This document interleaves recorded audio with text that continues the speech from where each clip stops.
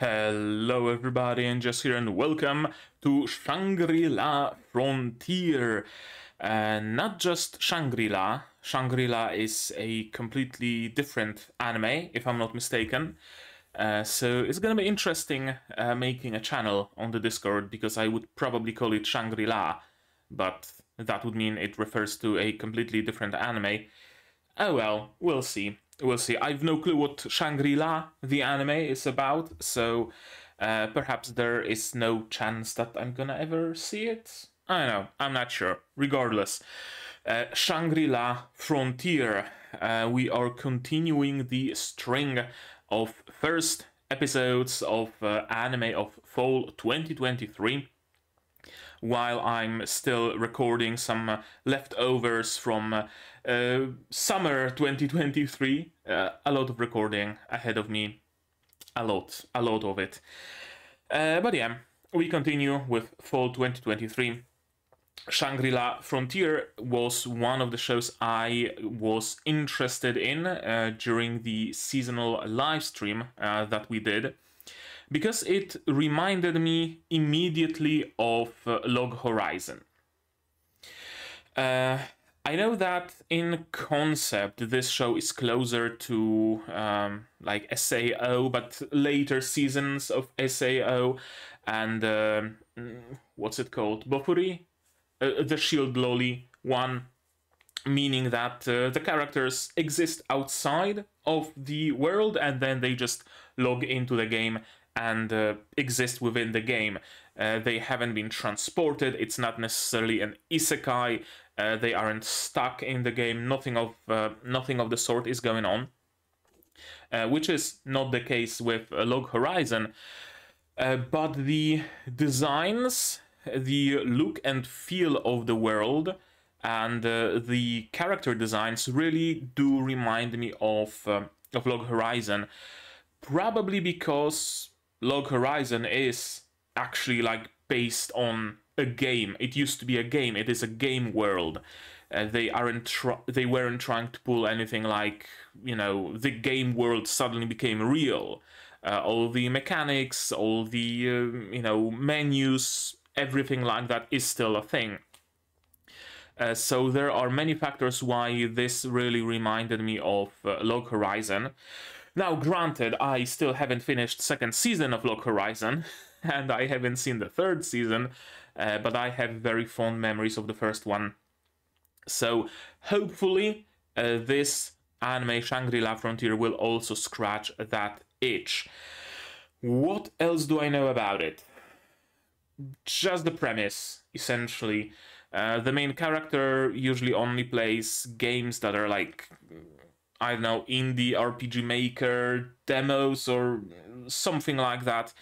Small, tiny little pixel art games. And meanwhile, the world revolves around VR MMOs and VR experiences and whatnot. And Shangri-La, or Shangri-La Frontier, is the first VR MMO game that he gets to try. That's all I know about it. And he's a Shubil. He has the head of a Shubil, so hey, character customization in the game has to be really good, right? Besides that, I don't really know anything more. I think I checked out the studio during the live stream, but I honestly can't remember. We went through something like 60, 70 titles during that live stream. I have no way of remembering every single anime that we went through, so we're gonna go through the staff and the voice actors in the end as well. Speaking of, if you're new to the channel, if you're unfamiliar with the structure, we're in the intro segment right now. Then we will go through the show with a timer right there and the subs, so you can sync up your own copy because YouTube copyright. Then we're gonna go through the episode again here in the corner, and then we're gonna do a little bit of looking at the stuff, the voice actors, stuff like that, and lastly, summary, closing thoughts, things like that. Okay, so with all that being said, I think we can start watching Shangri-La Frontier. Season 1, I don't think there's any further seasons. Episode 1, that's for sure. To do that, you will, of course, need your subs. As I mentioned, I'm gonna need my sound to hear what's going on in the show. Hear the OP, hear the ED, hear the VAs, of course. And I'm also gonna have to ask you for your support, monetary on Patreon or YouTube, linked down below or not. Share my content, spread the word, it costs you nothing and helps a lot. And with all of that out of the way, we can start watching Shangri-La Frontier Episode 1 in 3, 2, 1, go! Okay, we're starting big. Yep, it's an MMO, alright. I can see the costumes.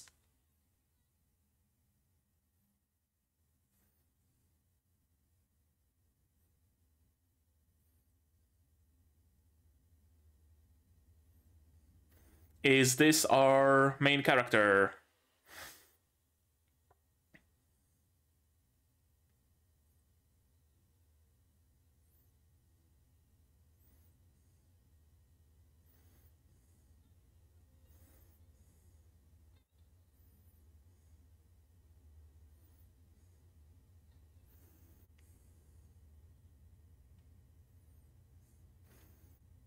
Another game has been completed.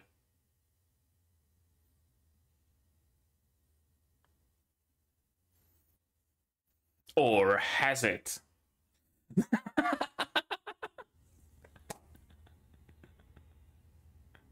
Okay.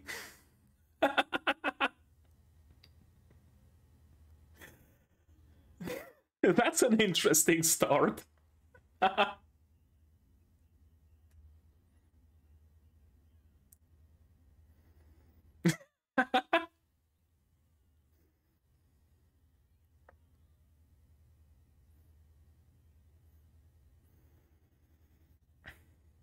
Okay, so even the other games that he's playing are VR. Gotcha.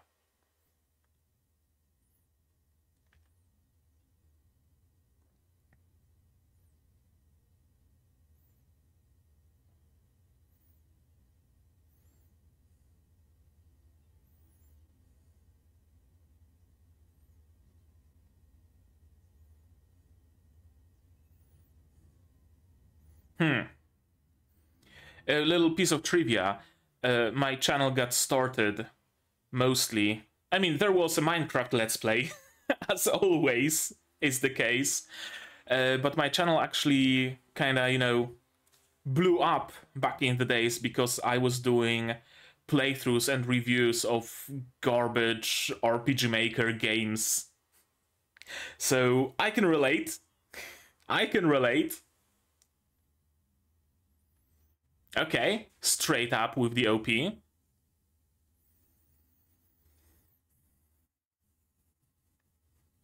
I like it.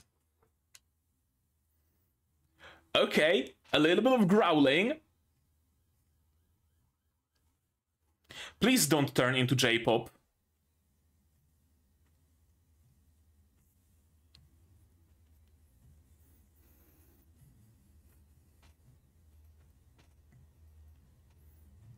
I dig it. I absolutely dig the OP.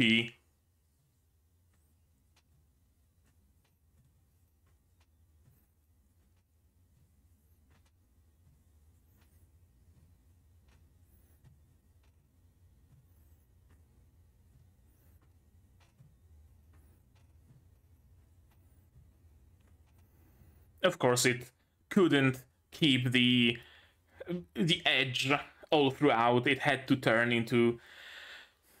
I mean, for Japanese standards, this is probably heavy metal, but... but for my standards, it's close to J-pop.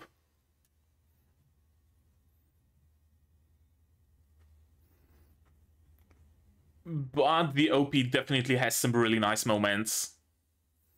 The entire first half is... slaps.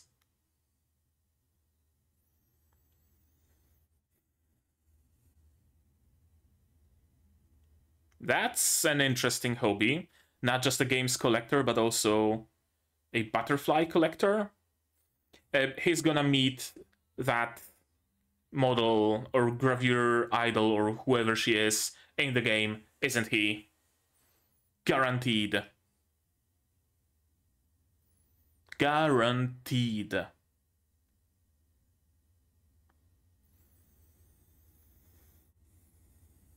Municipal Mahinoki High School. Okay, so we're gonna get a fair bit of real life as well. Earl Grey with lemon. A love interest, of course. Is she gonna start playing the game because of him as well? Yeah, daydreaming.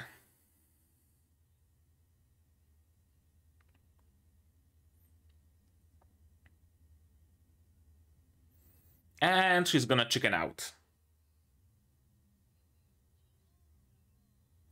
Ah, no. Cock blocked.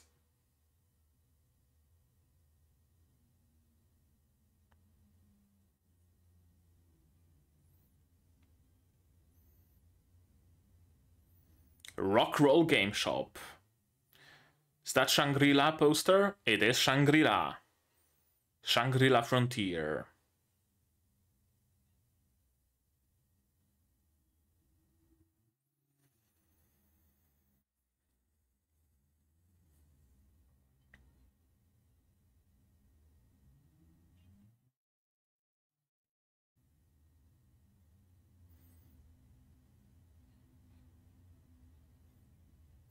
Oh, how come?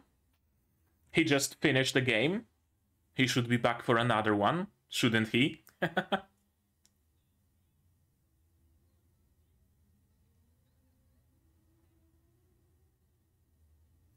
Oh?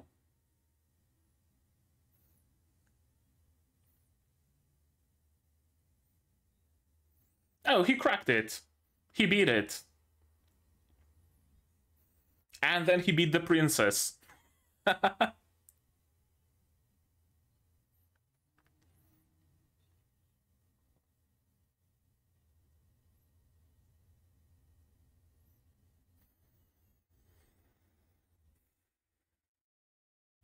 Well, who will have those skills if not the protagonist of our story, right? Okay, so it wasn't just a just a costume that he picked, but it was actually enforced by the game. Truly a Ksoge.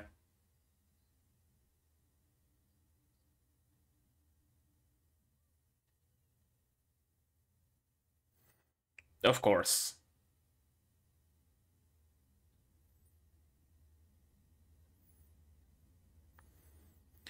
Also, Failure. I just registered the name. Failure.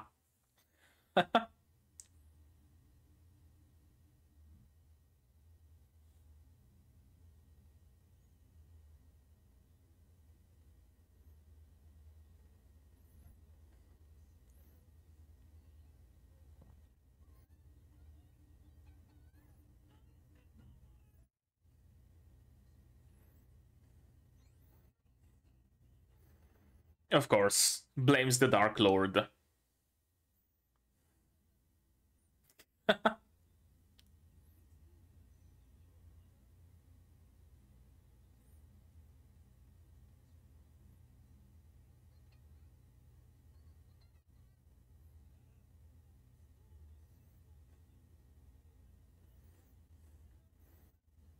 Okay, wait.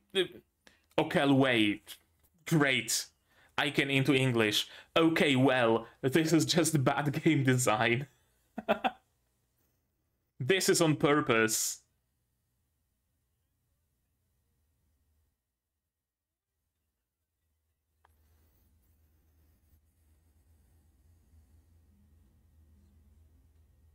Just so you can beat her up. Yeah, okay. This has to be on purpose, then.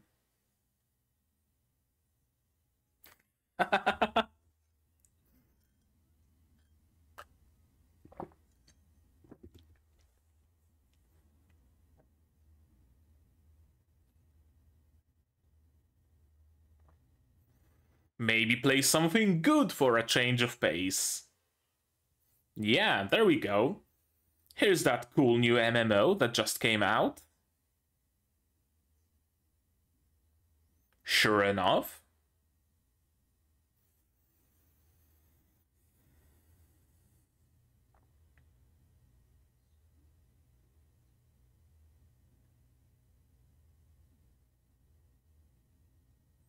That's a really cool world design.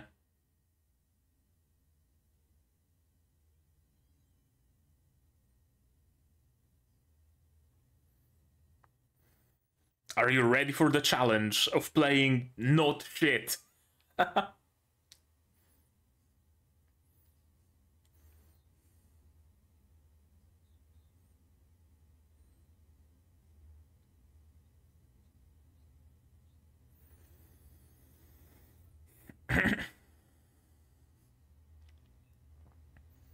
$30M? I wonder what's the current, like, actual record for concurrent players logged in.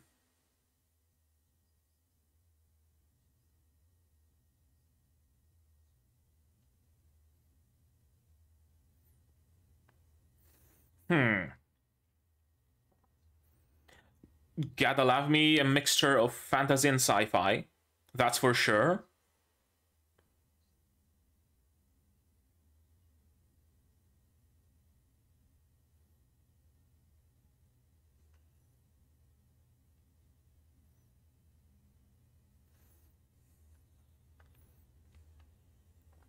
Games get so big that they just include an M.2 SSD in the case instead of a disk.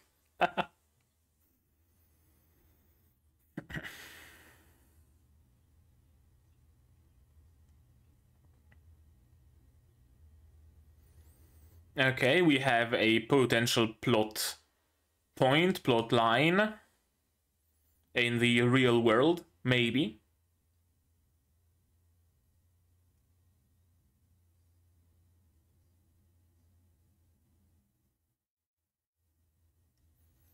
Character creation.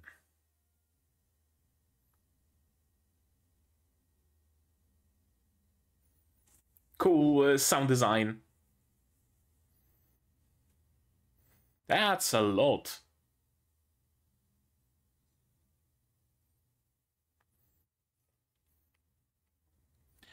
Although, personally, I prefer a classless design where you can use any weapons, any armor, any skills you want.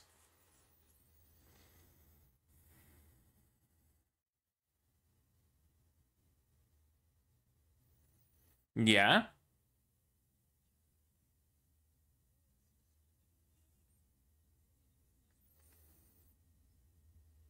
Yeah, that's a ton of character design for a Japanese game, isn't it?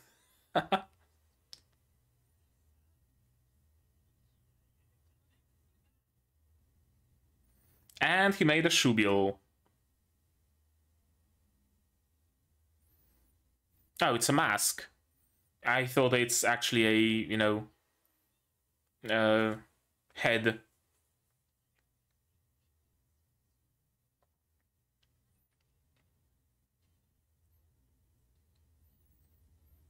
Glass cannon. Okay.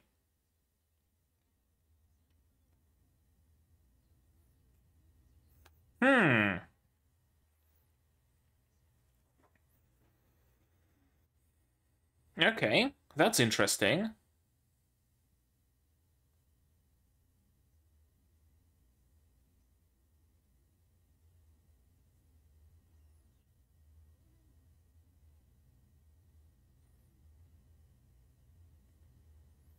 Taken.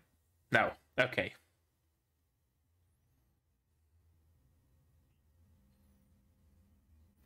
$30 million players and the name Sanraku wasn't taken. I smell bullshit. Riot Blood. Skip. Of course. A classic MMO player. Just skipping the story and everything.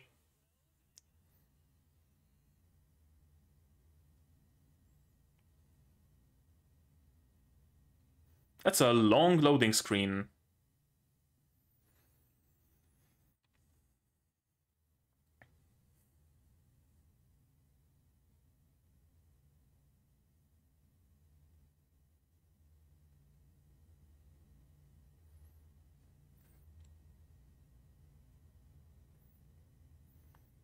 Pretty odd for a starting location. Usually you start with at least some NPCs around. 10-finger tracking. Or I guess brain-computer interface.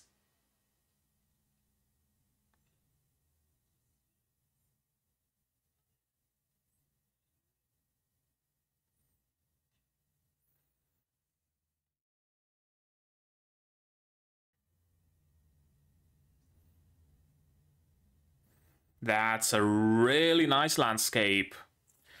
I love me some alien pointy rocks. Give me a mushroom forest and I'll be complete.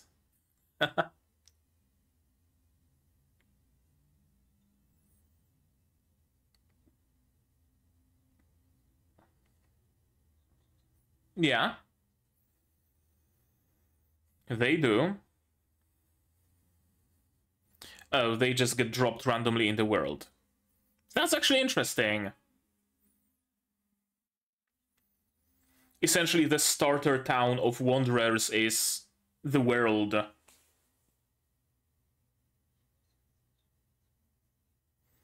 That's a very imaginative name.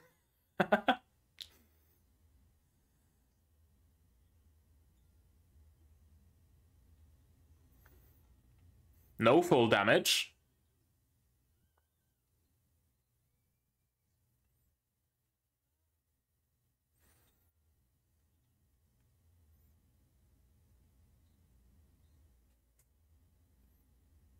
Auto travel, I assume. Oh, goblins!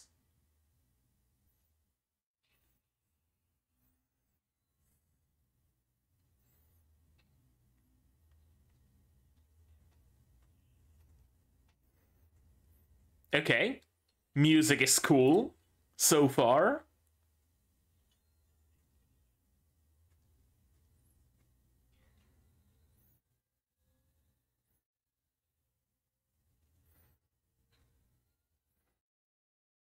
Okay! That's some surprisingly great animation. I'm so used to isekai kind shows being just, you know, not animated well, let's just say. But this is like, this has some budget into it and some care. Can you fix it? With a rock or something? Is there a crafting system or do you need the help of a blacksmith?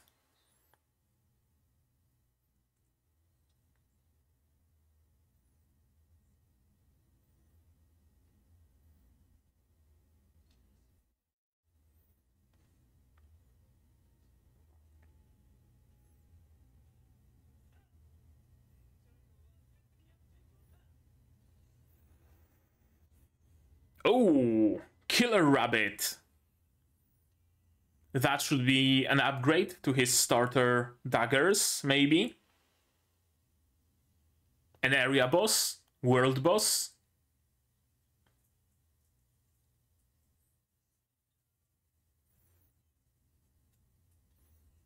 Vorpal Bunny.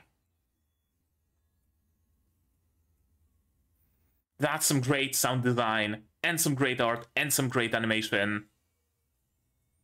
And a crit. That's why you go for a luck build. Block and riposte.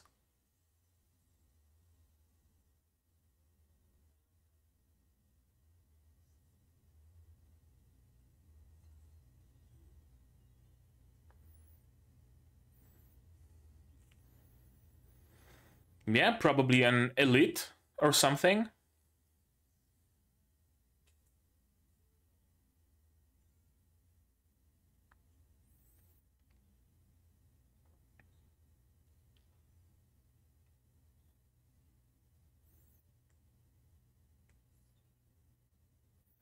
Okay, foreshortening, camera.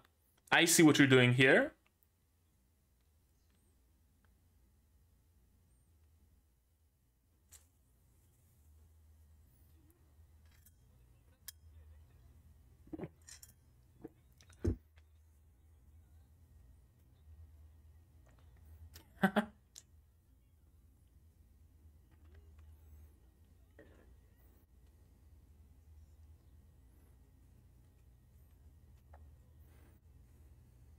Right, when the most enjoyment you drive out of the game is because of bugs and abusing them.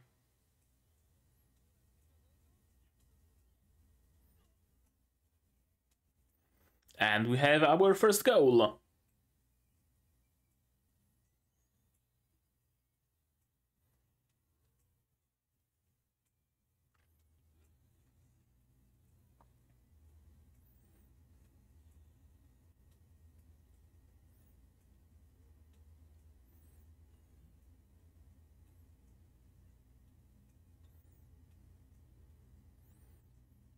Everything's stamina and luck.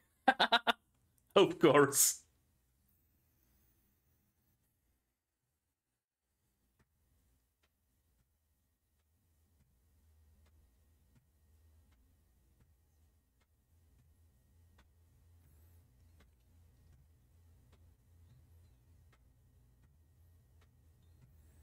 Yeah, something thereabouts.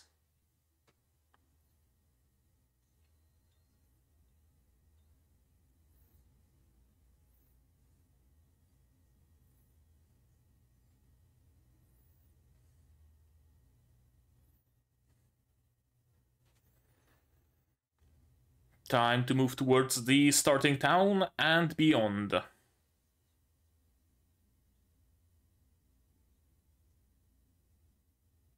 Second Dale, of course. Why would it not be called Second Dale, huh? And that's it. That's the episode.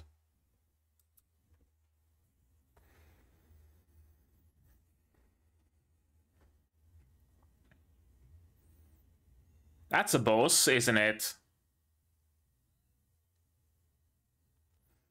They really are doing some cool things with the camera here.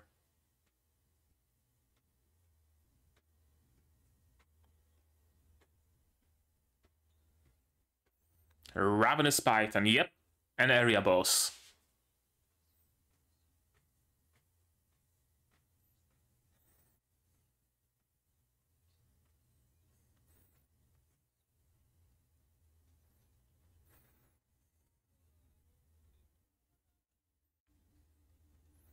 Makes sense.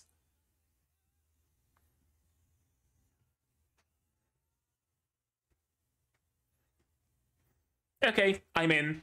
I'm sold. I'm sold.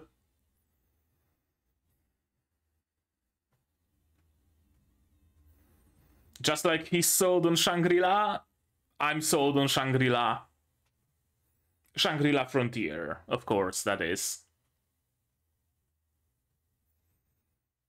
Great music, great animation, great art. What else do you need, really? Great story, great characters. So far, we haven't seen that many of them, but... a literal white knight. Let me guess, a player who's the opposite of our main character and goes full defense, very little offense.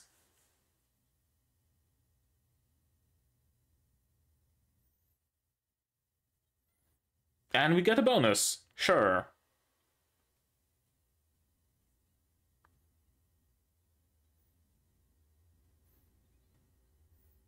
Skip.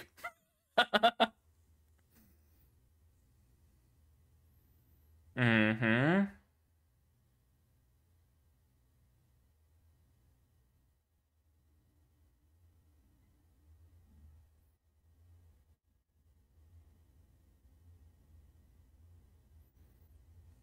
Okay.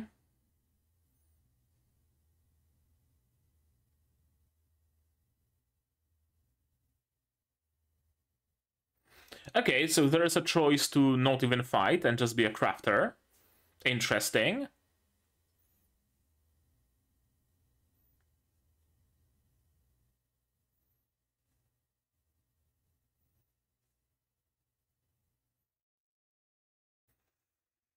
That's not that long. It didn't warrant skipping. Sure is.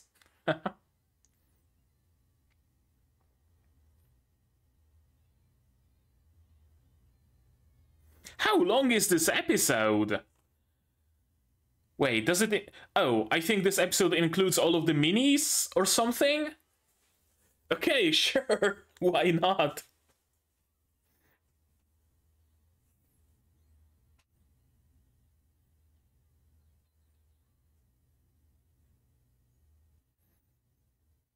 Tehe?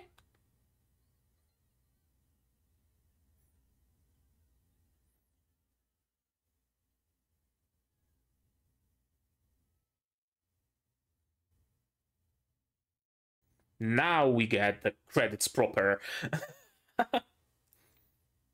Okay, so that was the first episode and a bonus. Sure. Sure, why not? Compared to Free Rent that was supposed to launch as a 2 hours long first episode, this is much more manageable. Much more manageable. But yeah, let's watch it again, shall we?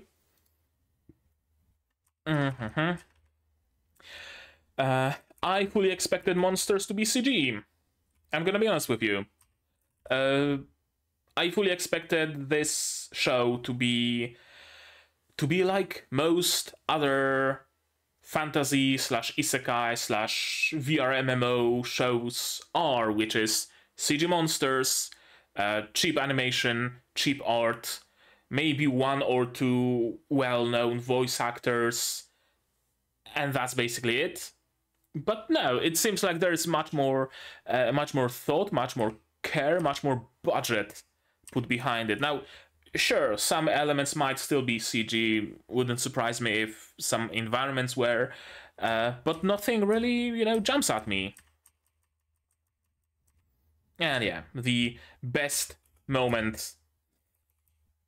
And she's apparently made of rubber.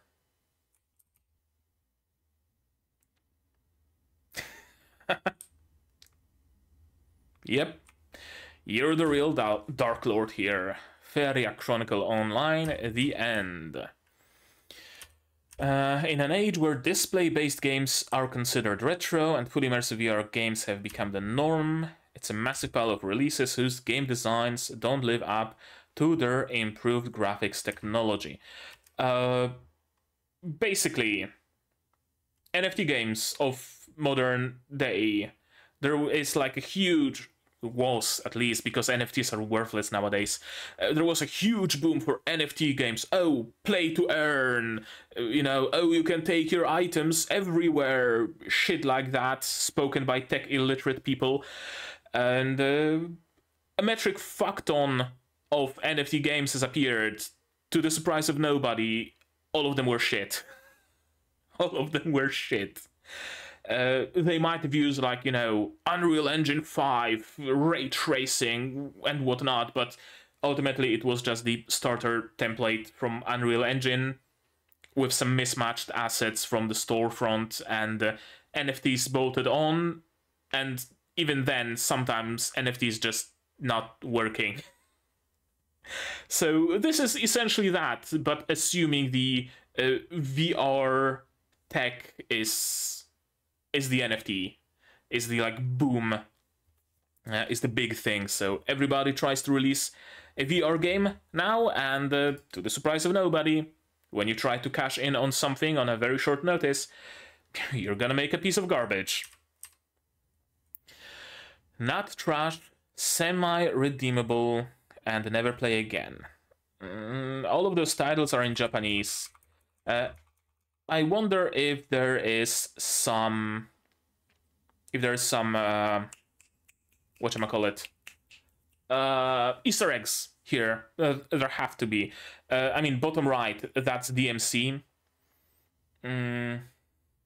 Up top, God of War-ish, kinda, sort of thing. On the left, upper left, it kinda looks like the default promo screen of RPG Maker. There has to be like a metric ton of references here that I'm just not gonna get. Cyberpunk Worker. That's the one and only title I can read. And I guess Nephilim Hollow, somewhere to the left. Any other titles in English? Not really, no.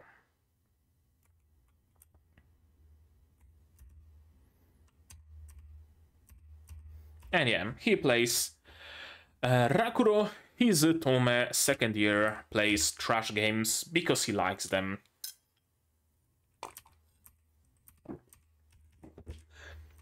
Again, as I said, my channel, I haven't deleted any of my videos. So if you want to watch me play some RPG Maker bullshit games in Polish as a 13, 14-year-old, something thereabouts, you're welcome to do so. You're welcome to check those videos out. They're still out there. I think a part of it is still in my channel's description or something. I should probably update it. But yeah, I can relate, is what I'm trying to say here. Amazing OP. Some really good music. Borders on a little bit of J-pop here and there, but ultimately, for the most part, it's a bop. I like it. I really do enjoy this opening. What do you play games for? I guess all of his family is interested in collecting things. He collects trash games. His father, mother, sister, I know, collects butterflies, etc., etc. But there is one thing I have to note. If you don't know it yet, if you're new to the channel, I have my green notebook where I note down my theories about the series I'm watching and see if any of them turn out to be true or turn out to be false by the end of it. What's the name of this show? Not Frieren. Shangri-La Frontier. Shangri-La Frontier. And what I wanted to note down is that Kuon Amane. Kuon Amane. Episode 1, and the timestamp is 422. 422 plays Shangri-La. They wouldn't be showing her on the cover of a fashion magazine if she wasn't set to appear in the game. One of your butterflies got out. Okay, so she not only pins those butterflies to the walls, but also raises them? Sure, whatever floats her boat. I have a friend who breeds snakes, and when she talks about mixing patterns and colors, it's like gibberish to me, but apparently some combinations are really expensive. It's kind of like, you know, I don't know, not catching Pokemon, because you can't crossbreed Pokemon, but it's like catching Pokemon, but you can crossbreed them, I guess, would be the comparison. High school. Oh, I was afraid for a moment that I stopped the recording, but no, I didn't. Okay, we can continue. He's a high schooler. There's a girl who's in love with him. Probably more Easter eggs on the shelves here. Mana Iwamaki, owner of Rockroll. Yeah, of course there's a girl who's in love with our main character, because it's usually the case. There has to be at least one, not adoring fan. I wanted to say adoring fan, but no. No, not adoring fan. She's also probably gonna join the game. What's her name? I forgot. Let me consult the analyst page. Her name is... and she's not listed. Unless she's one of the characters.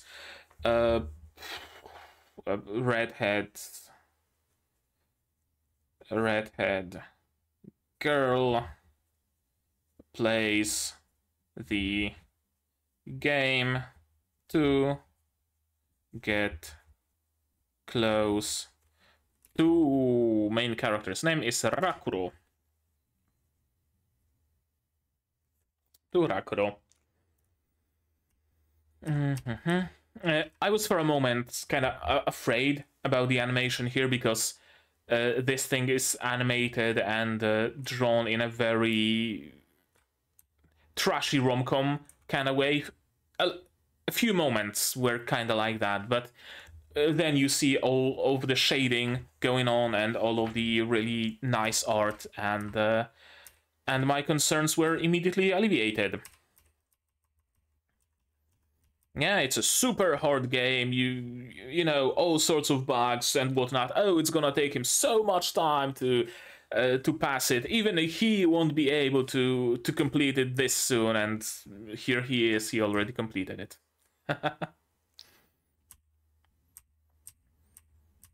Yeah, it was the biggest pile of garbage.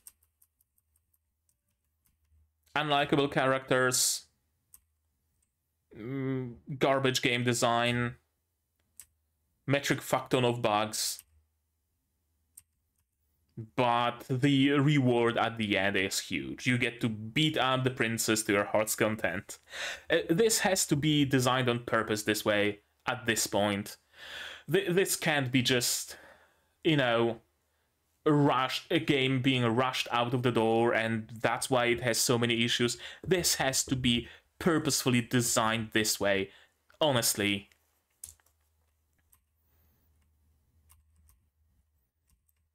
Three minutes of heaven. And yeah, since failure turned out to be such a remarkable trash pile, I can't think of what to follow it up with. It's kind of like when you're done consuming some really good piece of media, when you're done with a really good game, or when you're done with a really good book, suddenly you start reading something else and you kind of lose interest because it's not as good as what you've read just before. You try to play some new game and shit, it's good, but it's not as good. It can't draw me in that much. But the opposite, right? He played the worst there is, so everything else he plays will be good by comparison. So, yeah, why don't you play something good for a change? Fully immersive VR MMORPG with over 30 million players. Apparently that breaks the Guinness record. Concurrently logged in players. What's the current Guinness record for the most concurrently played logged in players? There we go. GuinnessWorldRecords.com. Fortnite. 15 million and 300 players.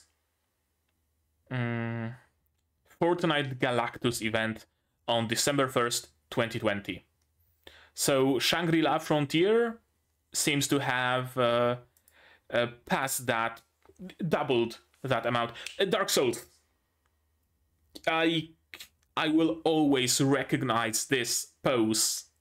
I'm talking about the cover of the game on the left side of the screen. This is fucking Dark Souls.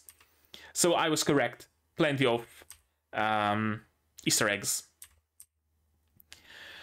It can be fun to try things designed for mass appeal now and then. Sure, absolutely.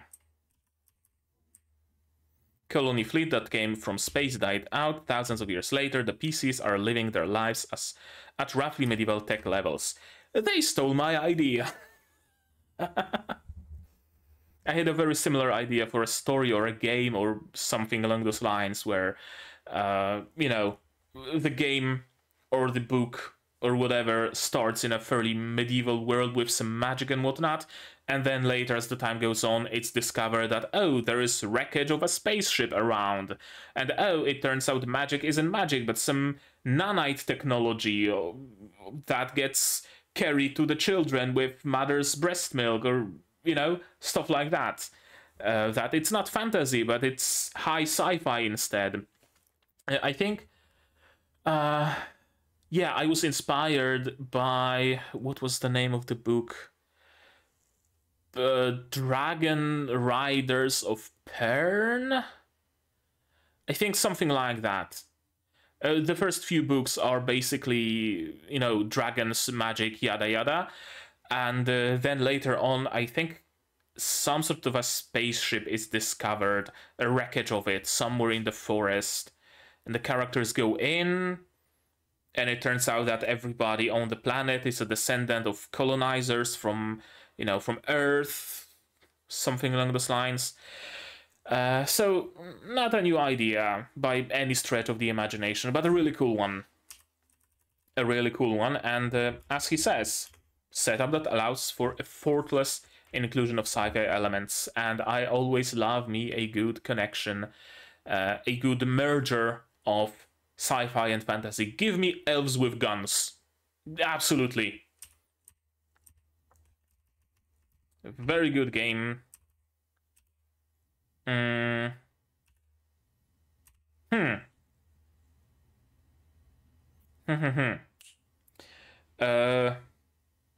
clothes with a white stripe. Almost looks like a red tracksuit.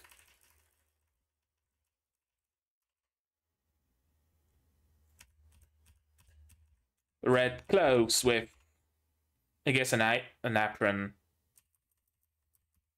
Wait. You know what? Just in case. Just in case. What's her name? Mami? Something like that? Where are you named?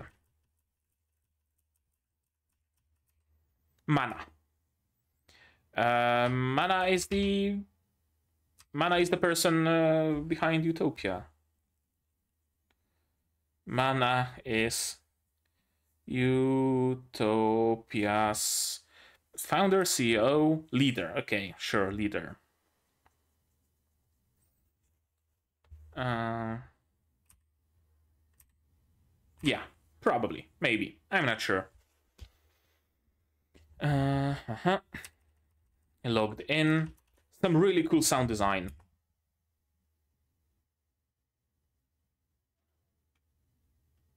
I really enjoy the sound design. I really enjoy what my ears are experiencing right now. That's a huge list of jobs. Interesting that it's separated into like magician staffs, magician books, cleric staffs, cleric moles, instead of just being a magician and you can equip staffs, or you can equip books and you have skill points that you can move into staffs and skill points that you can move into books, and you can balance or pick one or whatever. Yeah, not how I would have done it, but as I said, I really like freeform class systems in games. What was the game that really had a cool class system? Not BDO, Arcade. Arcade. I really enjoyed Arcade because it allowed me to take swordsman, witch with hexes and shit, and elemental mage, merge them into one single character, and then I could use a sword or a staff and wear heavy armor, and it worked, and I could do it. That's why I really enjoy Skyrim. For example, you're not locked to a single class, and I was walking around with heavy armor, enchanted for increased mana and mana regen, with an axe in one hand and a fire spell in the other hand. And it was the best playthrough I had. I tried all sorts of different ones, but this one was the best. But yeah, Japanese games are known for having fairly limited selection, especially MMOs, where some jobs, some classes are even locked to races, locked to genders. Freedom of choice isn't really a thing. Wanderer builds defense slowly, but gets bonuses to luck. So, crit chance and item drop rate reminds me of Sacred, the original Sacred, or Sacred Gold, if you will, where I would always beeline for the for the, not a crypt, but like a single grave somewhere beyond Bellevue, I believe. The second city you go to past the river with the haunted mansion. There next to that, on en route to the desert city with orcs, there's a grave where there is a named skeleton, and if you defeat that skeleton, you get a sword that gives you bonus chance to item drop rates, item rarity rather, that drops. I would stock up on health potions, whatchamacallit, like anti-undead potions and whatnot, and I would go there under-leveled and chuck all those potions and beat that guy to a pulp to get that sword. And then I would go to the mansion in the city and farm ghosts on the bottom floor for rings that can also have effects like increased drop chance and quality. And then I would put those rings into my sword and... oh, I need to play Sacred again. I tried playing Dwarf once, because Dwarf has a unique enchantment that you can put on any piece of gear that also increases quality of your weapons, but... Dwarf gameplay was never quite as fun for me as a Battle Mage or a Seraphim, so... I guess I could abuse the multiplayer, couldn't I? Log in with my main character, drop the weapon or gear I need enchanted, log in with the dwarf, pick it up, enchanted, drop... yeah, I could do it probably. Or I could play one character on my laptop and the other on my PC and... okay, I have something to think about. I can even start the game with accessories. This is always fun. This is always fun when the game actually allows you to pick your starter gear, for example, even if the selection is very little. Even if the choice is just between, I don't know, robes and leather armor or whatever. Or if it allows you to pick the color of your starting gear or whatever like that. It's always fun because already at a very early stage you can differentiate yourself from other beginners, right? Not everybody in the starter town looks the same. But as far as character creation goes, it's fairly standard nowadays. Not gonna hide it. Being able to move the eyes and change the hair color and whatnot. Now, not this though, not masks. That's not common. Mercenary Twin Blade, Staring Bird Mask, 9,000 Mahni. Yeah, he's a Dark Souls player. He just discards any armor, anything that can weigh him down, gets the best weapon, and is just being a glass cannon rolling around the boss. It's valid. It's absolutely valid. This is very cool, though. I wish games actually did that. You get a starting amount of money, and you get like a starting shop at the moment of character creation still, where you can pick the gear you want to start with. Nothing too excessive. The choice is still limited, but it allows you to pick the kind of gear that you actually want. It's cool. It's cool. That's good design. It's a god game for a reason, isn't it?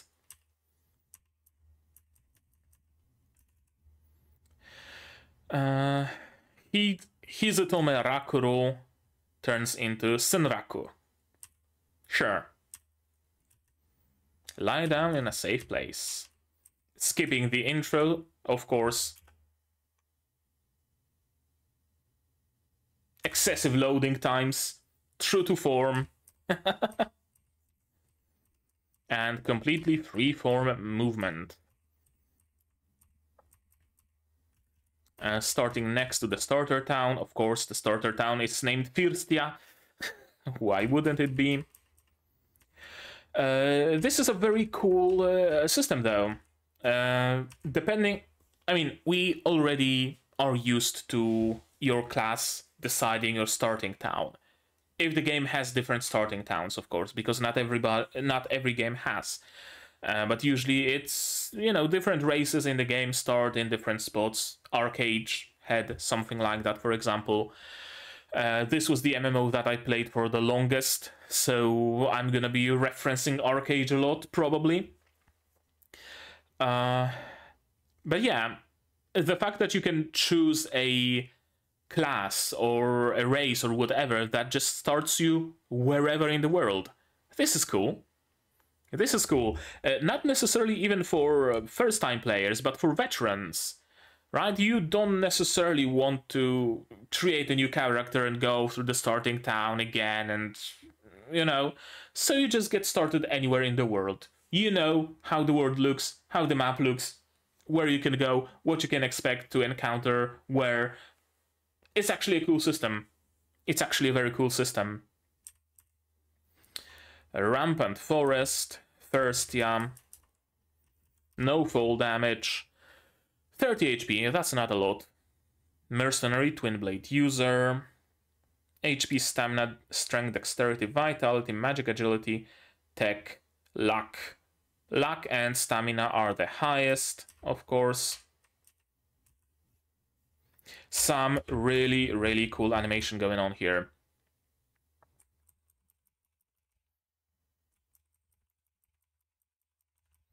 Really cool art. First of all, I really was expecting worse, but the shading and this like subtle texture really does a lot. And then the animation starts. Let's see it. Mercenary Twin Blade, okay. There we go. Some spinning shots. I really like the camera movement in this show. And also, this is cool how the how the line art on him just gets thicker to give that additional bit of intensity to the scene. Really cool. Animated on once as well for that additional smoothness.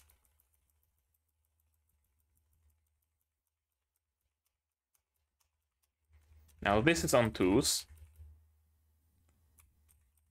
but some bits of it are absolutely animated on ones.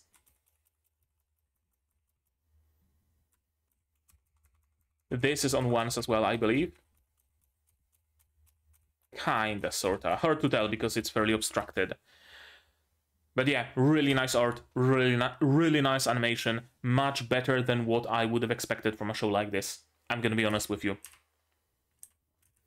Goblin Hand Axe. Weapon durability is a thing, apparently, in this game. I wonder if it's actually designed well, in that your starter weapons don't have durability, or can you find yourself in a situation where you have no money, no weapons, and you basically get soft-locked. Unless some other player takes pity on you and throws you a couple of iron daggers or what have you. Monster weaknesses, patterns, item drops. Need to figure it out yourself. I mean, a wiki probably already exists. Let's be honest here. The moment a game launches, a wiki pops up somewhere. It's one of the laws of the world. That's just how the world works. The elation of diving headfirst into a new world.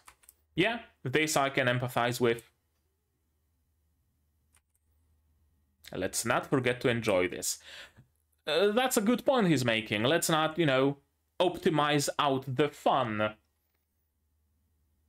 I guess maybe that's why he's not mentioning any wikis or guides or anything. Because those often just optimize the fun away. You know the most optimal build, you know exactly how the enemies will react, so where's the fun now, right? And another really cool piece of animation. Animated on twos. I love the lighting. The lighting really does a great job. It really looks like it was filmed, quote unquote, at during the golden hour. Golden hour is named that way for a reason, because the sun is low enough to cast those very contrasting shadows on everything you're taking pictures or videos of.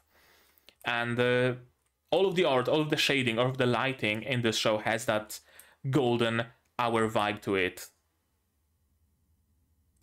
Yeah, it's a very strong second enemy. Probably a local elite. Yeah, the purple or pink or red or whatever name probably means it's some sort of an elite. Looks very cuddly and not dangerous, but then you have that frame of a red glowing eye and shit's going down. 1 2 1 2 1 2 1 2 1 2 1 2. Alternating frames, character movement on 1, background movement on 1 and 2, so it creates that illusion of being animated on once while not actually being animated on once. Amazing impact frame. Some really cool particle effects and lighting effects really remind me of an obscure old anime called C-Cube, C3, Cube X, Cube X Curious. Multiple different names it had. It was probably the first anime that I've seen, if not the first anime that was actually made with the sheer amount of particle effects and lighting effects and just post-process work. It's worth watching if just for that fact alone, but don't watch it in the living room.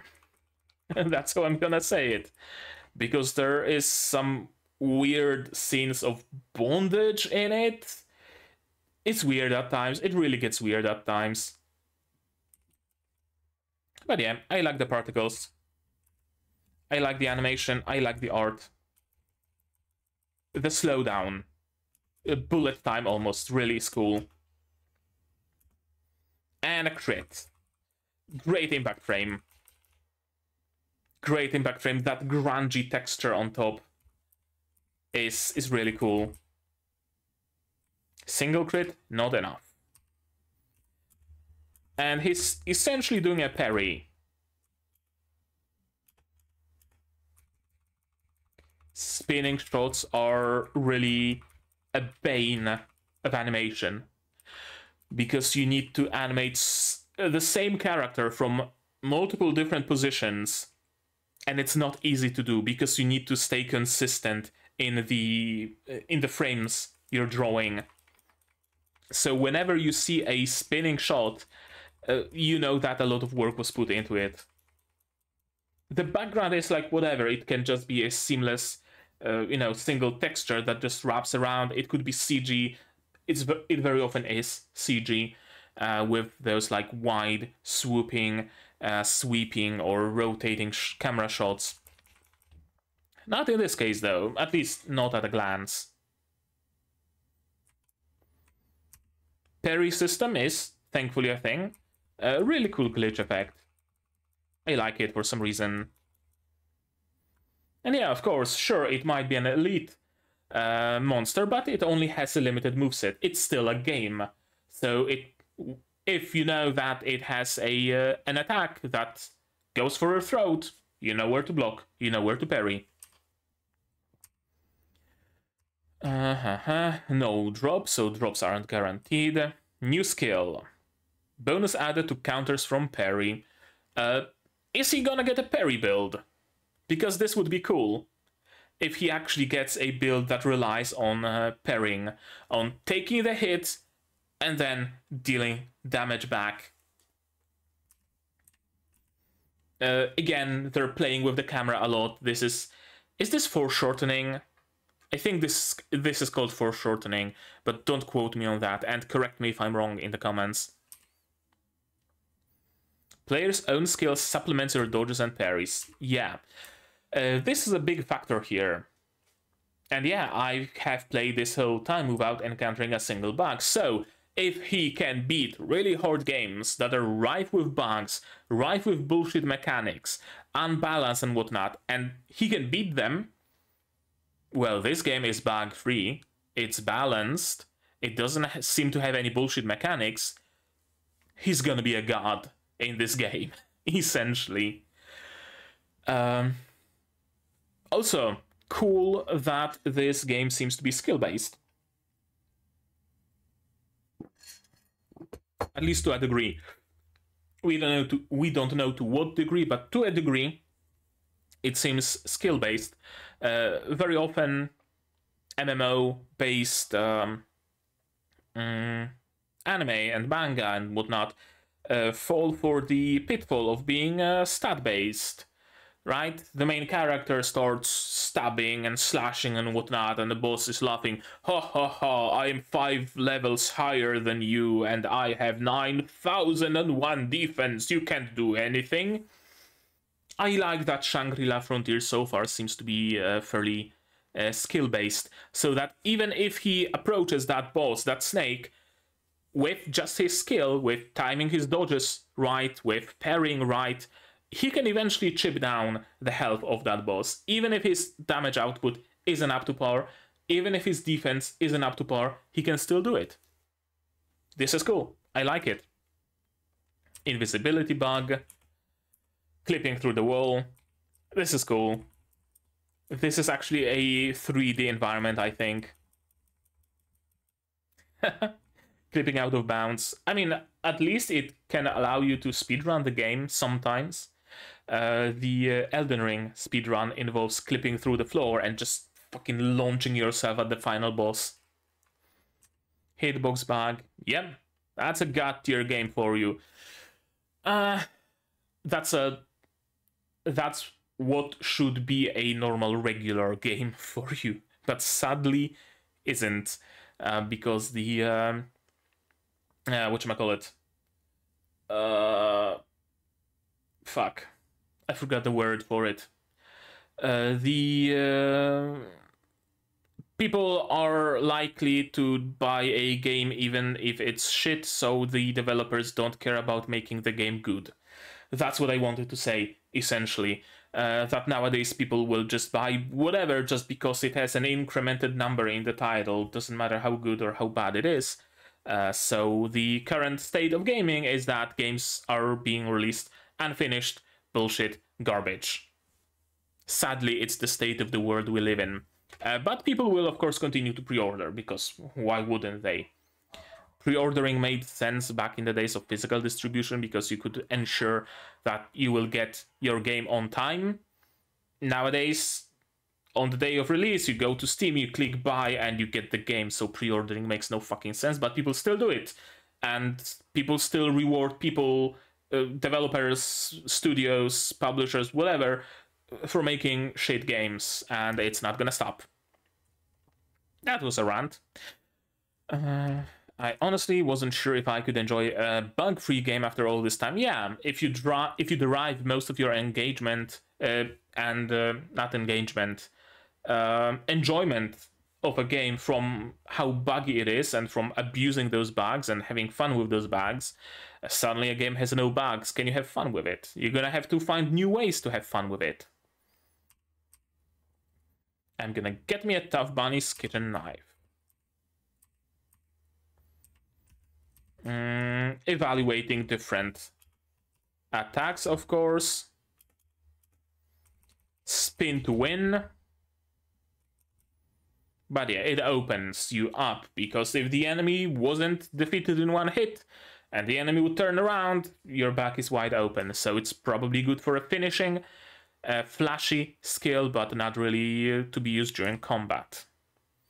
Everything into stamina and luck. Of course. Crit-based build. It's cool. I like it. We had a defense-based build with Bofuri. Now we have a crit-based build with Shangri-La. 2.5 hours? Not bad for getting a set of powerful weapons. Drop rate of 5%, and a bonus to critical damage. Hey, it plays further into the crit build. Spin slash, flash counter, tap, step, screw, pierce. Deals a quick strike with a compact weapon. This attack is powerful but cannot be chained. Okay, so you can't make it a piece of your combo, but you can just do a quick stab and then slash, slash, slash, stab. Sure, okay, makes sense. We gotta go to the next area. Secondale. Very imaginative names for the cities. Is the third one gonna be called Third Borough? Actually. Third city is called Third Borough. Or Thirdburg, depending how you pronounce it.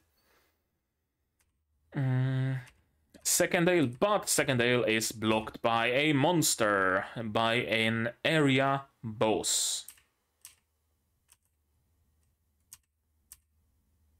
Yeah, area boss. Recommended level 10. Well, our main character, Rakuro, is thankfully at level 12, so it shouldn't be much of an issue, but the party size.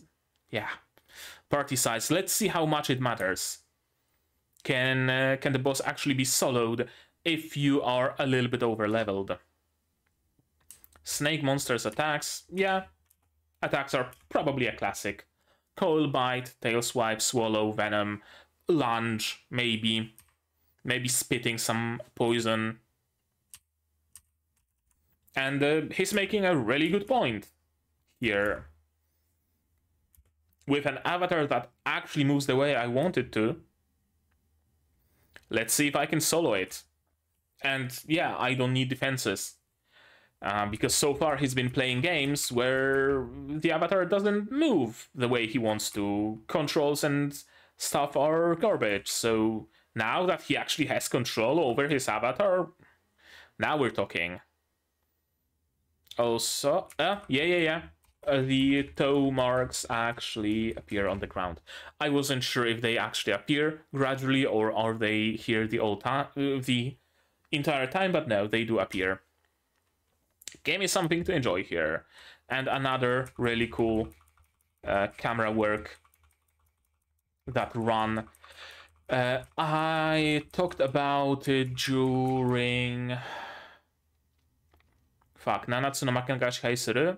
Yeah, I think so. Yeah, Nanatsu no Maken ga Shihai Suru.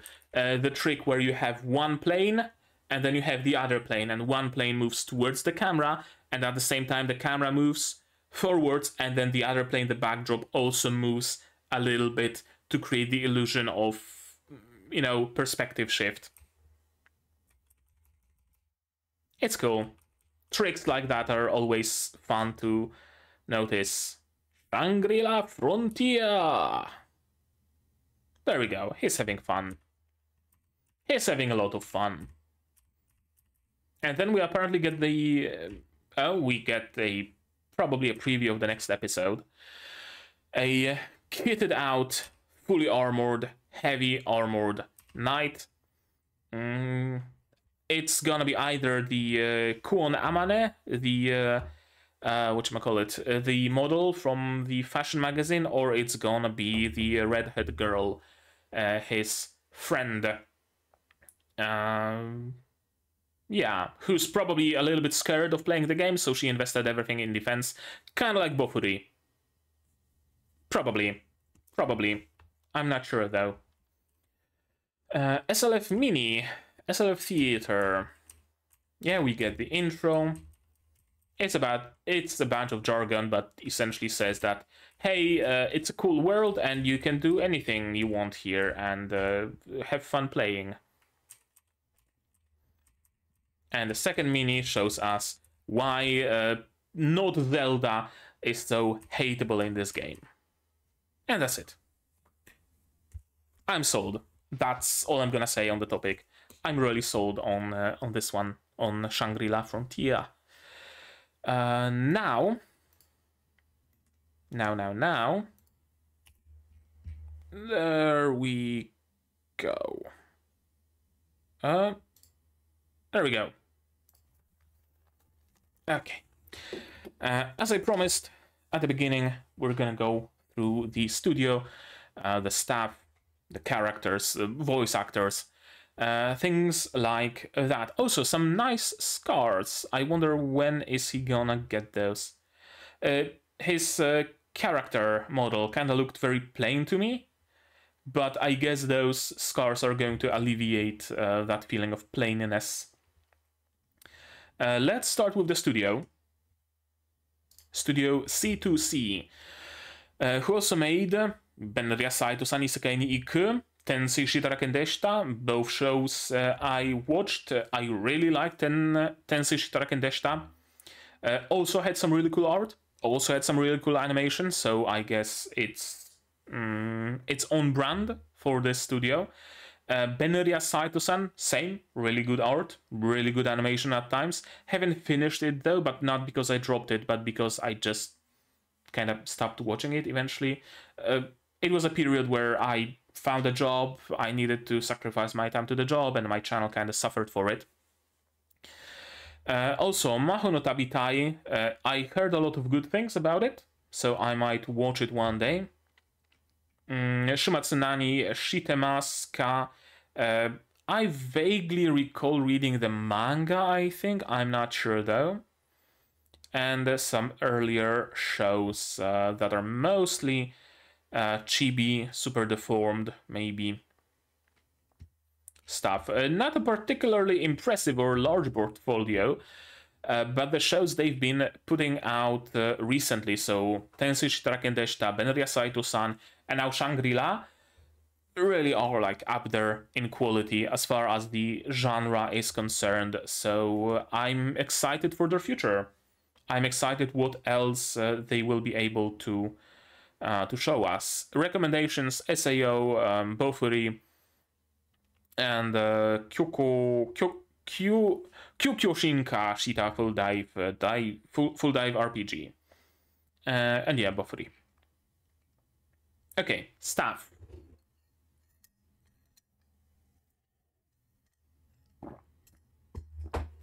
Two original creators. I assume the artist and the writer of the manga. Or is it a light novel? No, the source is a manga. No light novel involved, it seems. Ryosuke Fuji and Katarina. Ryosuke Fuji also comicalized Fairy Gone, and also has quite a bit of other manga under their belt. Fairy Gone, story and art. Shangri-La, also story and art. Bakemonogatari, illustration for a single chapter. Art for World End Crusaders and art for Shingeki no Kyojin Lost Girls. And the illustration for the same. And Katarina, original creator, original story of Shangri-La Frontier, the manga. So wait, is the manga based on a light novel or something? Okay, manga is based on the web novel, who is made by, web novel that is written by Katarina, I assume, and then Ryosuke Fuji joined Katarina in making the manga. And then the anime was made based on the manga, not on the web novel. That's why web novel isn't listed as the source material. Okay, makes sense. Director Toshiyuki Kubooka. Toshiyuki Kubooka also directed Benria Saito-san. Theatrical supervision of Berserk. Director of Maho no Tabitai, Harukana Receive. Shingeki no Bahamut. Idol Master character design. Directed a single episode of Batman Gotham King. Directed Berserk Ogon Jidai Hen 2, Dolrei Koryaku, and Jidan Hen 1. What else do we have here that I would recognize? Maybe. Mostly older shows that I'm not familiar with. Who else do I want to check out? Action director, why not? The action was really cool. Satoshi Sakai was responsible for it. Is responsible for it. Shingeki no Kyojin, the final season, last part, second half, final version 2. Bleach action animation. Konosuba key animation on just one episode. Nier Automata key animation on one episode. Mostly key animation roles, it seems.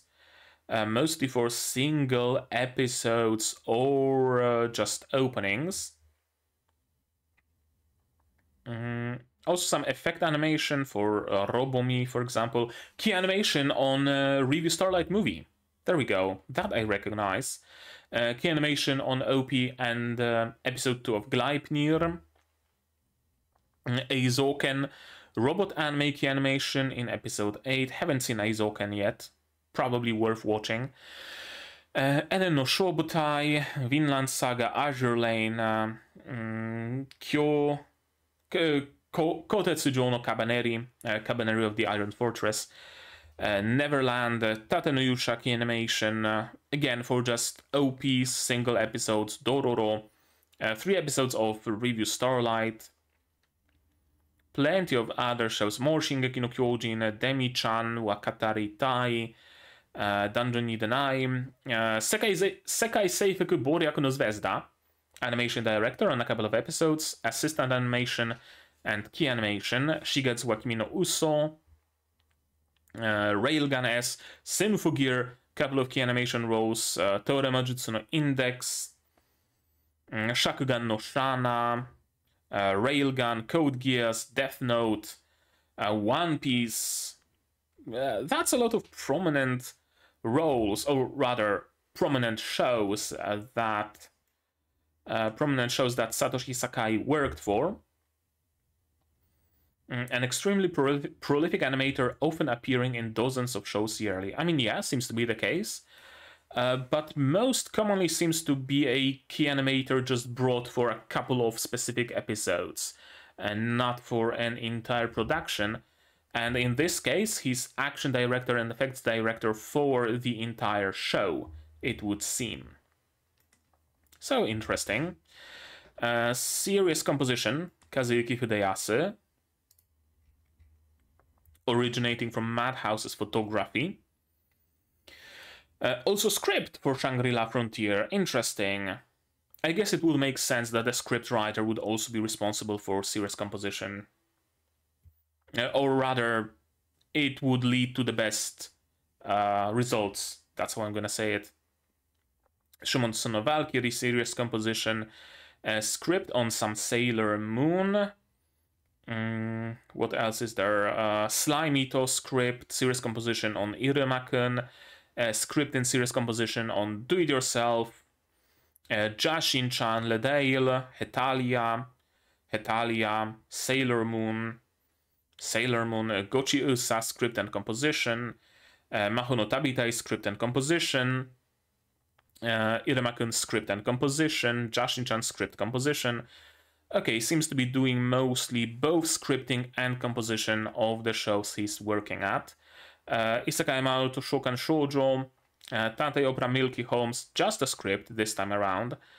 Shoujo Shumatsu Ryoko, script and composition, Black Clover, Monmusu. What else do we have here? Gochi Usa, Miss Monochrome, and some other shows. Bento, more Milky Holmes, Sket Dance, Bigata Hikei, Kamen no Maid Guy, Claymore even, script. Now it seems like mostly scripting roles. For Kaiji as well, for Hajime no Ippo, Cardcaptor Sakura, the movie, and a story for Miss Monochrome. Character design, Ayumi Kurashima. Ayumi Kurashima also designed characters for... no, not characters, but design works for Gundam Gino Reconquista. Yeah, Gino Reconquista. Devilman Crybaby, plenty of roles in that. Kekkai Sensen key animation on a single episode. Oh, I was about to say that not a particularly large portfolio, but it does seem to be decently large. Star Driver. This is a very interesting design of the mecha in the background. And some older anime I'm unfamiliar with. Scrapped Princess. I still need to watch Scrapped Princess one of these days. Classroom Crisis cover art. There we go. Main animator. That is a lot of main animators. So let's check them out really quick. Fuminori Tsukida, Ryo Haga, Takashi Nishino, Shinya Nitta, Jiangao Yao. Yeah, those are main animators. Fuminori Tsukida, Yojo Senki Movie, Hisomaso, Decadence, No Game No Life, Boku no Hero Academia, Key Animation, Death Parade, mostly key animation work from what I can see. Yeah, mostly key animation, and Shangri-La seems to be their first role as the main animator. Ryo Haga, Tensei Shitaraken Deshita, Tagatame no Alchemist, Tokyo Ghoul, a key animation on a couple of episodes, Symphogear, key animation on a single episode, Okamito Ko Shinryo, Airgear, and Railgun. Again, mostly key animation, and then main animator on Shangri-La. Takashi Nishino. Similarly, mostly key animation and episode director on Maho no Tabitai, Haruka no Receive, Shakugan no Shana, and Little Witch Academia. Not much more. Shunya Nitta. Similarly, not a particularly large portfolio and mostly key animation. Maho no Tabitai in-betweens, then key animation on Scarlet Nexus. Victory Dance in-between animation.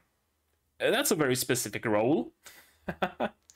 And suddenly a big jump to Shangri-La Frontier main animation. And lastly, Jiangyao Yao, Jujutsu Kaisen in-between, Scarlet Nexus in-betweens, and suddenly Shangri-La main animator. Interesting. We have two art directors, it would seem. Saki Nakamura, who did background art for a few episodes of Made in Abyss, and then became the art director of Shangri-La, and Yuki Nobe, who also did some background art for Made in Abyss, Raiza, and Under the Girl Murder Farce, and then jumped into the art director role on Shangri-La Frontier. Interesting how that works. Who else sounds interesting here? Music. Monaka. Music really was good in this show.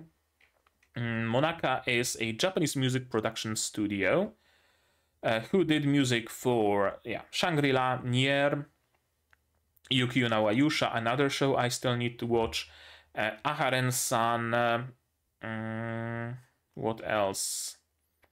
Assassin's Pride, Altered Carbon, Fate Extra, Yukio no Ayusha, more Yukio no Ayusha.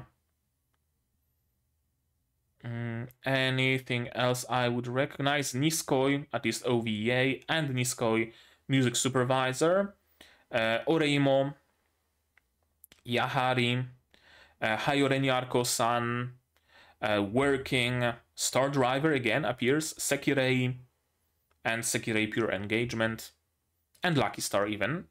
That's a lot of... that's a decently sized portfolio. Who else do we have here? Chief Animation Director, we already went through that. Action Animation Director, why not? Rena Hyura, we looked at Rena Hyura, I believe. And Reika Hoshino. No, we did not look at Rena Hyura.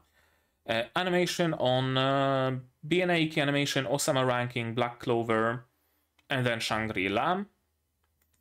And Reika Hoshino, key animation on some Naruto, Konosuba, Kimetsu no Yaiba, Domestic no Kanojo, Hisomaso, Banana Fish, Koito Uso, Gamers, Kagegurui, Aho Girl, Can't Call Movie, Boku no Hero Academia, Mob Psycho, Owari Monogatari, Gakkugurashi, Kekkai Sensei, Kankole, Shakugan no Shana, Sakura-san no Pet Nakanojo, Shingeki no Kyojin, One Piece. That's a lot of roles.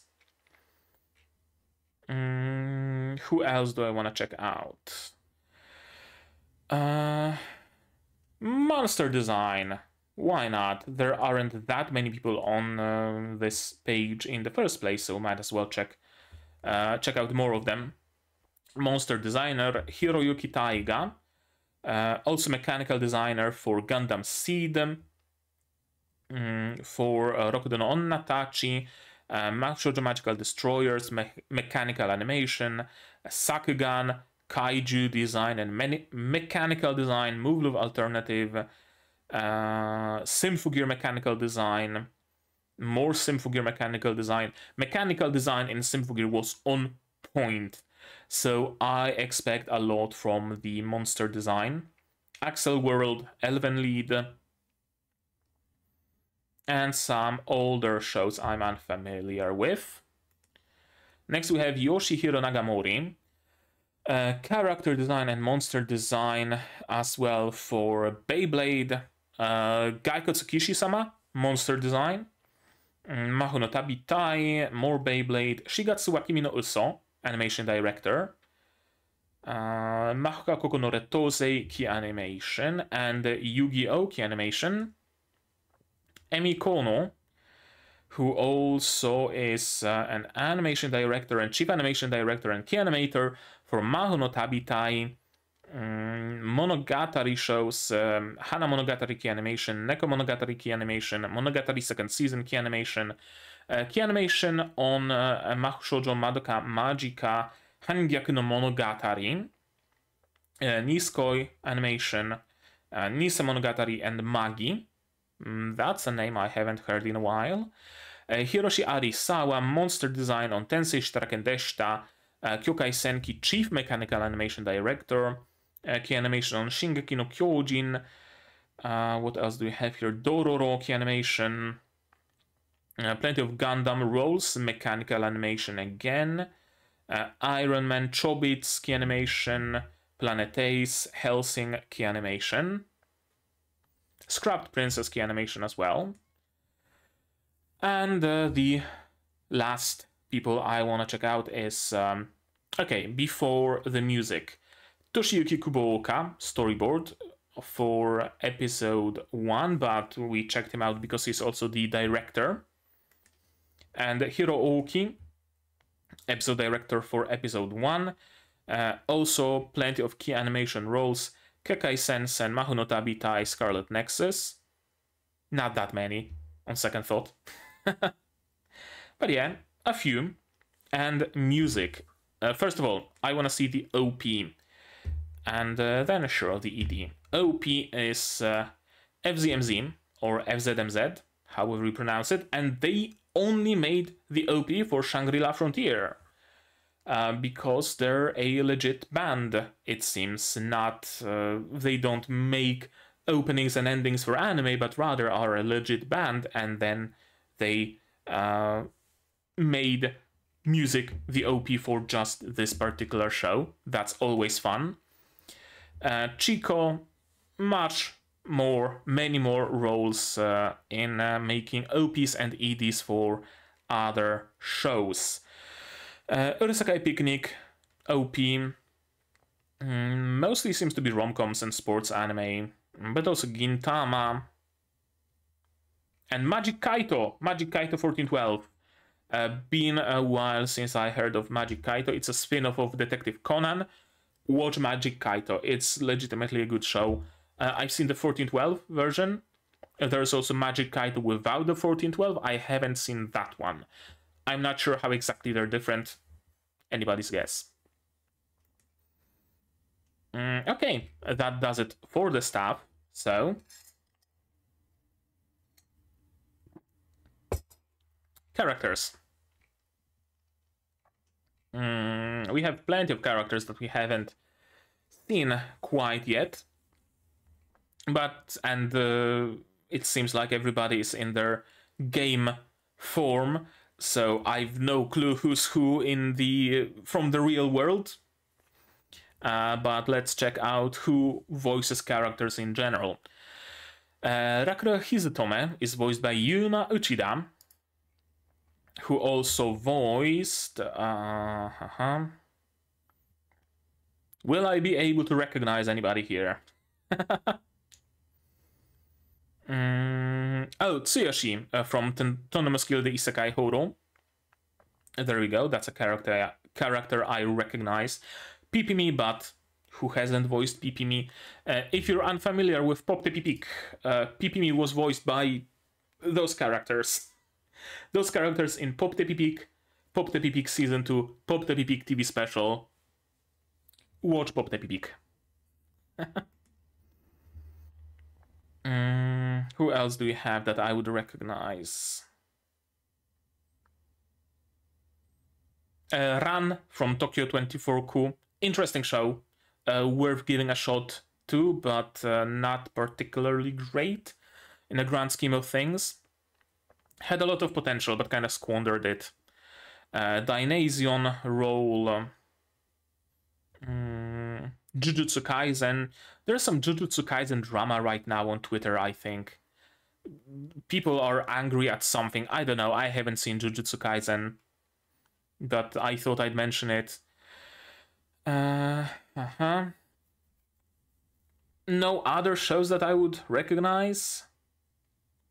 Not really. It seems like mostly rom-coms and some josei shows, or some otherwise yaoi baits.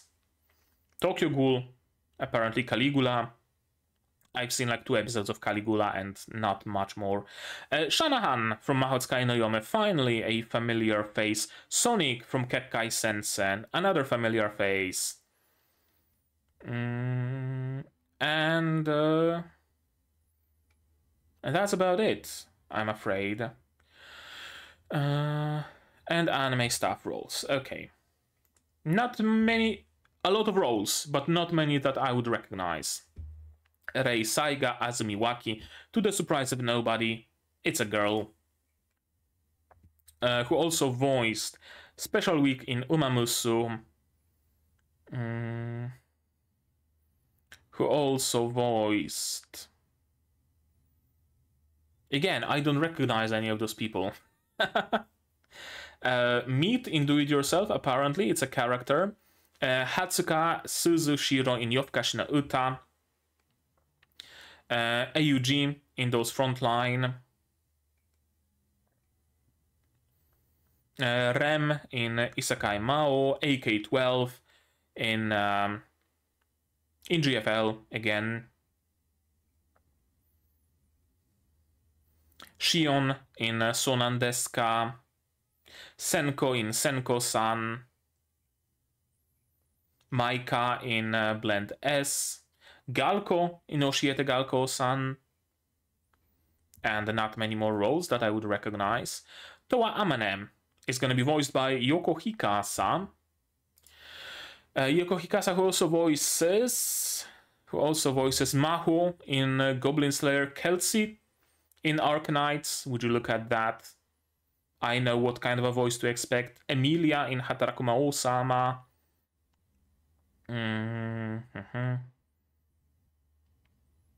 Anybody else? Kelsey again. Tio. Nozomi from Precon. Ryo from Jahisama. Honolulu and San Luis from Azure Lane. And nobody else I recognize, I'm afraid. Oh, Maria Cadenza Naive from Symphogear. There we go. That's a big role. That's a role I recognize. There we go. Finally something large. I mean, Kelsey is already a large role in my mind because I'm playing Arknights religiously. But still. Someone in Shingeki no Kyojin. Popko, but again, Popko is from Pop Tepi Pig. And if you see Pop Tepi Pig, you know the list of characters, the list of voice actors. Saki Saito from Demi-chan wa Katari Tai. Diana Cavendish from Little Witch Academia. Some Danganronpa role.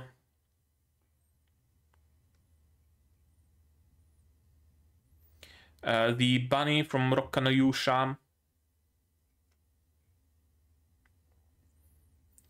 And not many more characters that I would recognize. And we are already nearing almost 2 hours, so I think I'm gonna cut it short. I'm gonna cut it at 2012. And let's check out the next character, Kei Uomi, who's gonna be voiced by Makoto Koichi, who also voices Mao Satan in Hataraku Mao-sama, really? Okay, interesting. Shizuku in Undead Girl Murder Force. Wait, Mao Satan is voiced by the same voice... What? Unless Mao Satan gets a female voice at some point, I'm not sure. Or Mao Sadao, sorry, his human name. Benimaru from Sly Mito. Mostly shonens and pretty girls, it seems, or handsome girls, rather. But not only. Not only. There we go. Next we have Imur, who's going to be voiced by Rina Hidaka. That's a lot of girls. I wonder if it's going to turn into a harem kind of show. Philo from Tate no Yusha.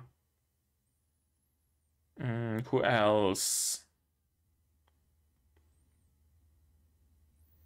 Nobody else that I recognize. I'm afraid Mimi from Precon. Nagisa from Strike the Blood. Haven't seen Final. I need to make up for it. My Vlad Transylvania from Vlad Love. Kozakura from Ursakai Picnic. Last Order from Toaru Kagaku no Railgun. Who else is there? Again, Philo. 2017, let's get down to 2012 and finish here. Mutsuki from Kankol. Sherry from Gate. Okay, finally, familiar face. Mochizuki Yaoi, Kisaragi, and Mutsuki from Kankol. Kankole, however you want to pronounce it. And 2012. And let's stop here. Next one, Vice Ash, voiced by Akio Otsuka, who also voices someone in Nanatsu no Taizai, someone in Baki. Anybody that I recognize at a glance? Thorkel from Vinland Saga, of course. Skull Knight from Berserk. PP again. All for One from Boku no Hero Academia.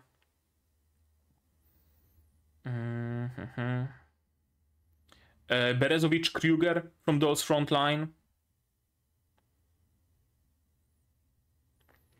Anybody else that is recognizable? Joichi Onishima from Sonandeska.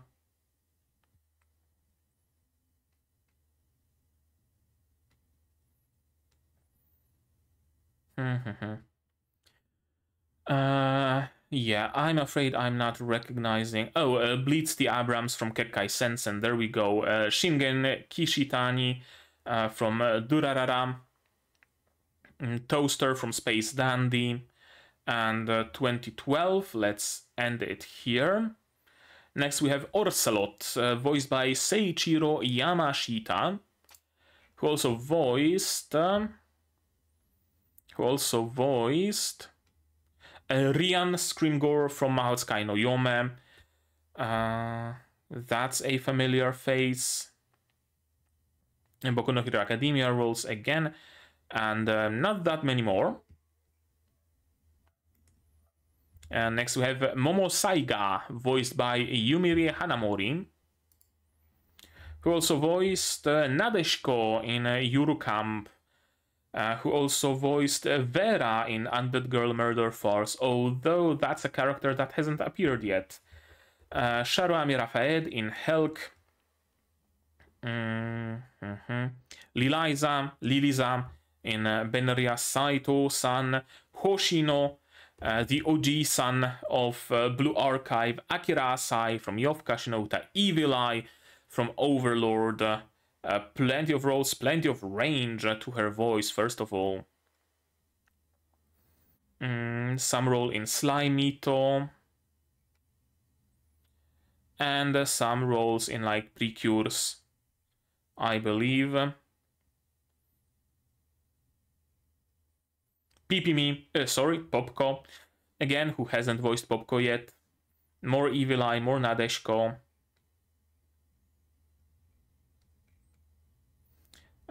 Insert song performance in Kaguya-sama and other anime roles.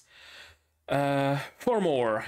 3 more, actually. Animalia, voiced by Sayaka Senbongi, who also voiced Crown Slayer in Arknights. There we go, straight up a familiar face. Hikuri Hiroi from Bocchi the Rock. I still need to watch Bocchi the Rock. Kanagi Izumi from Magia Record Mahou Shoujo Madoka Magica Gaiden final season. That's a very cool design. I can't wait until I get to see this design in Magia Record, because I'm watching it right now, if you want to see. Who else? Who else, I wonder? Glaceon from Pokemon. It's always wild seeing how voice actors just casually voice Pokemon, and their voice lines just, you know, resort to saying Pika Pika Pikachu. Six or Sux, or however you pronounce it, from Overlord, one of the battle maids.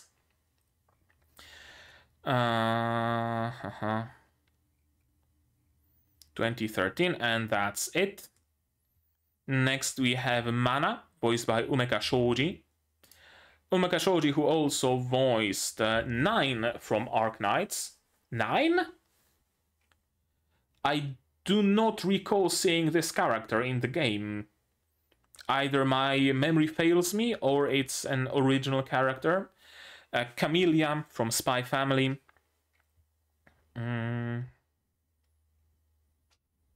Anybody else?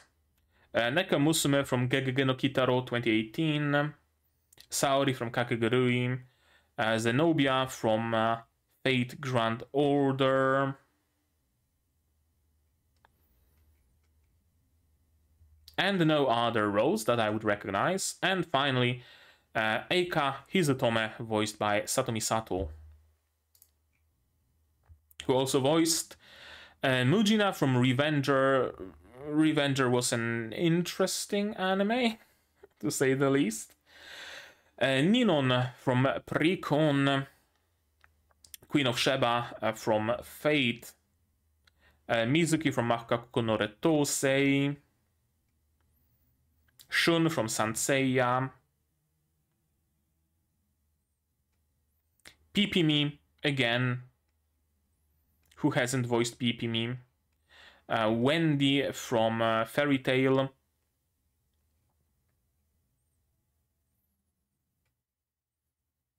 And nobody else that I would recognize so far.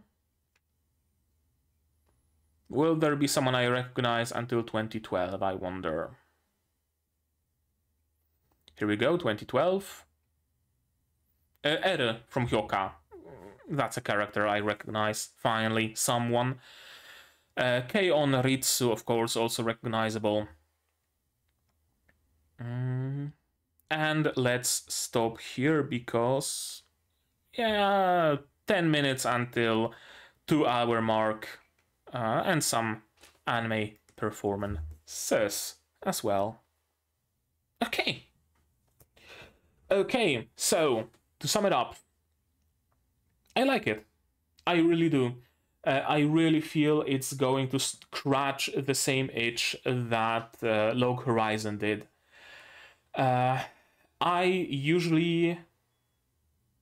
Well, not usually. I never really like to see game elements, game mechanics in my isekais or in my fantasy shows, because I personally believe that it's bullshit and it's just sheer laziness. That you have a character transported to another world, not sucked into a game or anything like that, but just, you know, hit by a truck and they find themselves in the city of Fantasia or world of Fantasia or whatever, and they suddenly can say status, and the status screen opens. I fucking hate this shit. It's the laziest thing you can do. Honestly, hate it.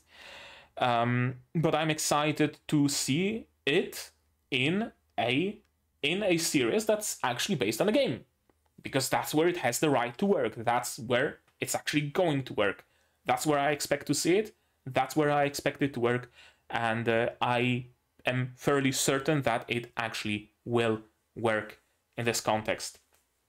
So it's gonna be really cool to finally see an anime based on a game.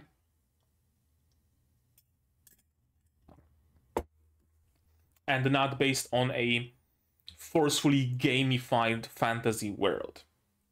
And that's what Log Horizon was to me, and that's what this show is also going to be. I believe.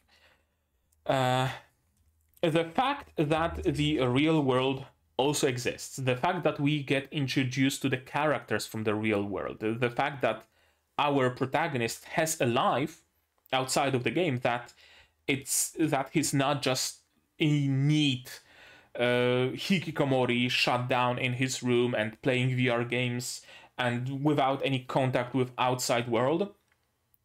There is a lot of potential to that, because we can see, we might be able to see the game events kind of, you know, spilling into the real world. The real world events spilling into the game.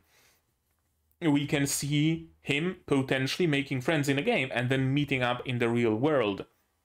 We can see him potentially having friends in the real world and inviting them into the game, or meeting them in the game. The girl who's in love with him, I am 100% sure, 90% sure that she is the heavy armored knight. Do I have it noted anywhere? Place the game close to Rakuro. Red head is the heavy knight. Perhaps she's been playing this game all this time and just waiting, or maybe she's been playing it just for fun, and the shopkeep, what's her face? Mami? Something like that? Mana. And that's why Mana winked at her when she recommended the Shangri-La to Rakuro, right? In a way, oh, you might be able to meet in the game. You're a little bit too shy to approach him in the real world, but maybe in the game you're gonna be able to do that. Don't thank me. It's gonna be interesting to see those two worlds blend and merge, and yeah, it's gonna be fun. I really like the animation quality, the art style, the art quality, the sound quality. Studio C2C really seems to be improving almost exponentially with on a show-to-show basis. The Sword Dad was great already. Benria Saito-san was also great, had some amazing art. This seems to be improving even further on that. It takes the beautiful art style of Benria Saito-san and adds the Also beautiful art style, and the great animations of Sword Dad, and kind of makes the most of all of those parts. Yeah, I'm gonna enjoy it. It's cool. I can't wait for more, and I see more is gonna come out in 6 days and 16 hours and 17 minutes at the moment of recording. Cool. This one stays on my list of anime I'm gonna be watching weekly this season, for sure. Some other anime I might drop because I took like a lot of anime to watch this season, but this one will be my mainstay. I think, I hope, I believe. Yeah, that's gonna be it, I think. I don't think I have anything more to say on the topic of this episode, but maybe you do. And if so, say so in the comments down below. What did you think of this episode, of my reaction, my theories, stuff like that? No spoilers, please. Spoilers you can discuss on my Discord here and also in the description below to your heart's content, but not in the comments. Like this video if you liked it, dislike it if you didn't, but tell me why so I can improve. Subscribe to the channel to be notified of future releases of not only Shangri-La Frontier, but also Sousou no Frieren, Magia Record, Helk, Zom 100, Undead Girl, Murder Force, Nanatsu no Makangashi Haisuru, Ancient Magus Bride, and others coming at you in the future. I also stream sometimes, so click the bell icon to be notified of when I go live. Support the channel if you want monetarily on Patreon, for example, linked down below, where for $10 a month you get early access to non-seasonal shows like Magia Record, and for just $1 you get a role on the Discord and a place in the credits. You can also support me monetarily on YouTube itself. There should be some membership and super thanks buttons down there, so we can use that. And if you don't want to spend any money whatsoever, share my content, spread the word. It costs you absolutely nothing and helps the channel a lot. And now, with all of that out of the way, that's gonna be it from me for today. So as always, you guys do all the good stuff, and I'm gonna see you in the next one. Cheers! And here's my wonderful Patreons: Scooby, Without the Net, The Couple Survivors, Zetran, Zaire, Narako, Manser, Marsh, Fassel, David, Dr. Wotukala, and Hans Peter, and you can join them without the need to play Ksoge.